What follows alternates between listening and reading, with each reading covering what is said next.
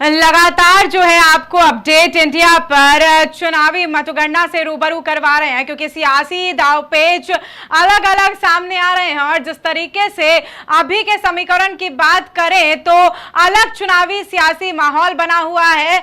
पश्चिम बंगाल सबसे ज्यादा महत्वपूर्ण और बड़ी कड़ी मानी जा रही है, क्योंकि पश्चिम बंगाल में जहां लग रहा था कि टीएमसी तृणमूल कांग्रेस पार्टी जो कि ममता बनर्जी की है वो आने वाली है, लेकिन बीजेपी ने अपना परचम लहरा दिया है और कहीं ना कहीं जो ममता बनर्जी हैं उनके मंसूबों को तोड़ते हुए जो है बीजेपी अब आगे बढ़ती हुई नजर आती है। लेकिन बंगाल में आपको बताते हैं कि हिंदुओं को लामबंद करने के लिए चुनाव में ऐसा नहीं है कि आपको लग रहा होगा कि आखिर बीजेपी कैसे आई, क्योंकि जो लहर थी वो कहीं ना कहीं टीएमसी की दिखाई दे रही थी। जब टीएमसी की लहर दिखाई दे रही थी तो उसके बाद यह साफ तौर पर जाहिर हो रहा था कि क्या बीजेपी इस बार जो है पश्चिम बंगाल में आ सकती है। तो इस बार आपको बता दें कि पश्चिम बंगाल में बीजेपी ने अपना परचम लहराया है और लहराया भी कई चीजों को सोचकर है। कई गतिविधियां, कई जो है रूपरेखा, कई महत्वपूर्ण जो मार्गदर्शन की चीजें हैं, सियासी समीकरण है, उन सभी तमाम चीजों के साथ जो है इस बार बीजेपी आई है।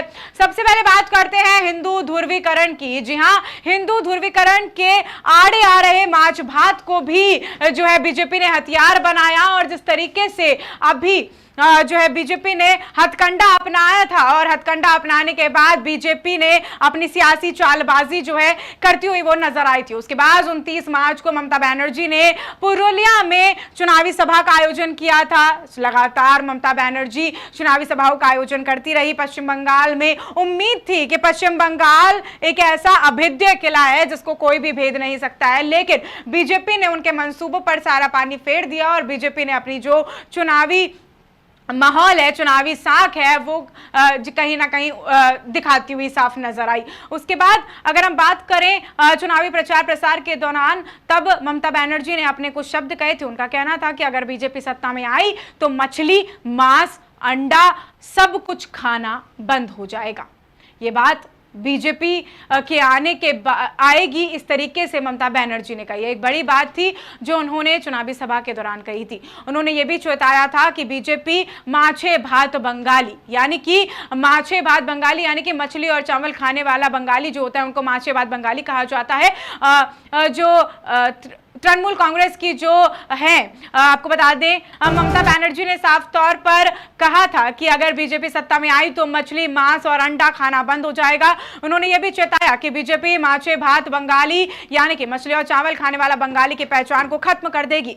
इसे काउंटर करने के लिए बीजेपी के जो सांसद अनुराग ठाकुर, उन्होंने भी सार्वजनिक तौर पर मंच पर जो है बयान दिया। उन्होंने कहा कि मछली खाई। कुछ आपको बता दें कि जो अनुराग ठाकुर है, एक वीडियो सोशल मीडिया पर भी उनका वायरल हुआ था जिसमें वो मछली खाते हुए नजर आ रहे थे। तो उन्होंने काउंटर करते हुए कहा कि अगर बीजेपी आई तो ऐसा नहीं होगा कि मछली भात खाना जो है बंद हो जाएगा। मैं खुद मछली खा रहा हूं। कुछ बीजेपी उम्मीदवारों ने मछली के साथ साथ प्रचार प्रसार भी किया।